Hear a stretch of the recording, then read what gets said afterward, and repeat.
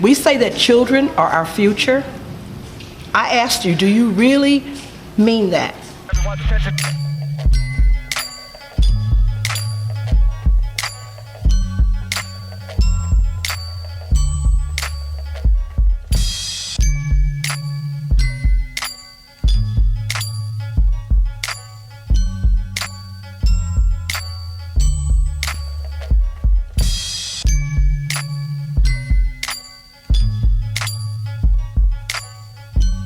Around the turn of the millennium, many of Oakland's public schools were failing their students. Manzanita Elementary School at that time was a multi-track year-round school. 1,000 students in a facility built for 600 with one set of bathrooms for all of those children. Adults in the office are yelling at children, are hanging up on bilingual parents. You know, we don't speak Spanish here, click, hanging up on them, hiding in the office behind these really tall desks and not acknowledging parents or people when they come into the office. In 1997, parents gathered for a meeting at St. Elizabeth's Church to address the quality of their children's schools.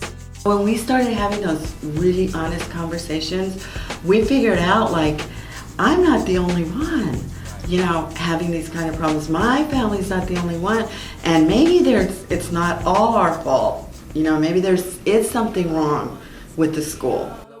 Parents and teachers teamed up with Oakland Community Organizations, or OCO, to organize a movement for new community-based schools. They met with countless teachers, parents, community members, and local politicians. Liz Sullivan, the organizer, created a poster, and it's got just drawn schoolhouses. And so it's got hills, and it has the schoolhouses up there, and it has the number of students enrolled and a test score, 1 to 10, with 10 being the highest. And the hill schools have like maybe 240 students, 10. And then she drew schoolhouses for the flatlands schools. 1,100 students, 1.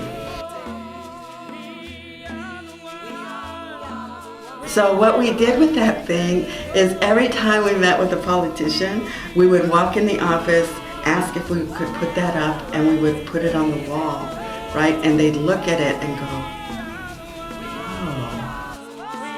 After 3 years of tireless struggle and persistent organizing, they won a commitment from OUSD to create a new small school policy for the district. Now we have over 40 small schools.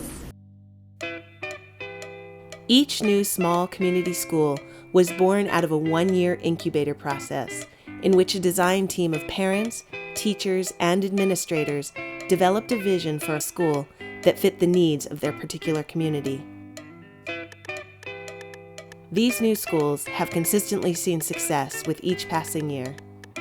We are equipped with the skills and knowledge filled with curiosity, and we know that even when we face challenges, we will achieve. People will tell you who are here before and come here now, that when you walk on campus, it just feels different. It feels like it's a community of love and care. Well, every morning I feel very confident about school because I get a really good breakfast, and then I just start learning it a lot, and then I get smarter every day. Small is part of it, but its intentionality is what it is that everything we do is done with a certain level of intentionality. We make all of our decisions based upon what our children need and what our families need to support their children. Many of the small community schools offer extracurricular services, such as comprehensive family resource centers for parents, partnerships with local health clinics, emotional counselors for children, arts, music, video, and dance classes, after-school programs, and free breakfasts and lunches. There's so many things about this school that really pieces it together, and it's not like just in the classroom for the kids, but really like all these different services and programs that make our school community whole and amazing and exciting. It's a dream to have a space where you can actually have the freedom to give the parents the welcoming, the support, the advocacy they so much need. A todos aquí los maestros, los alumnos, los padres de familia nos consideramos una familia. Oakland Unified School District has been the most improved urban school district in California for the last 6 years. And so here we are. We have these successful small schools that are really thriving, where the kids are excelling and they're doing amazing things and are excited about education. And the layoffs and the cuts are really wearing away at that. In March 2011, OUSD sent out over 600 preliminary pink slips. I felt like a punch in my stomach. I'm like, no way, this is not possible. I was sad because I thought, what if they take the teachers out of my school and then I won't learn, won't go to college. The layoffs hit flatlands schools disproportionately hard. They are typically newer schools, and fewer experienced teachers apply to work there, so these new teachers are the first to be let go.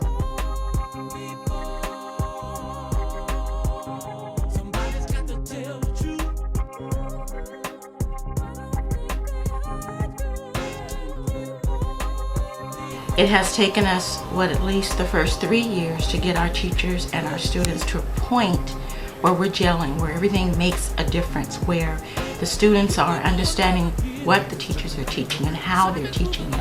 If their teachers who they've had and see committed at the school are then taken away from them, like that really damages like how they feel, how they would feel about what school they have and who cares about them.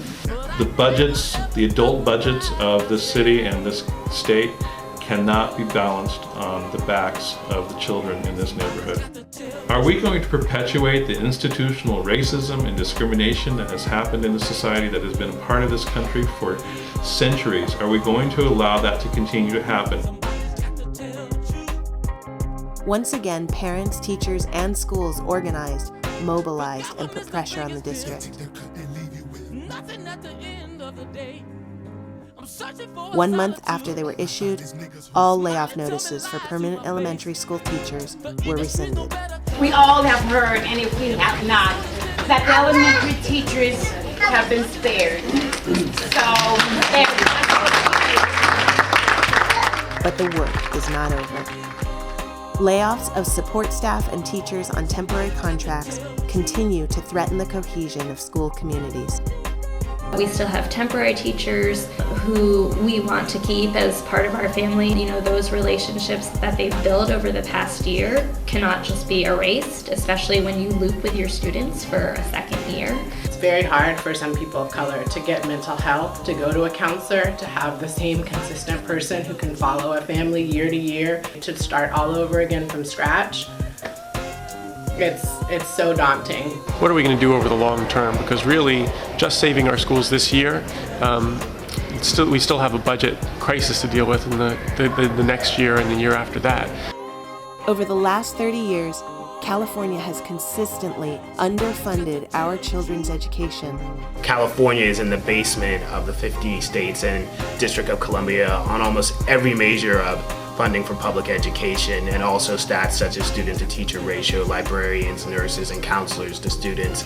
So it's really a pathetic state when you compare to where we were 40 years ago when California was a model of public education. The fall from grace has been really fast and really hard, and it continues. It makes you wish that you could actually just drop everything and walk out into the street and just shut everything down and just go directly to Sacramento and say, what are you doing?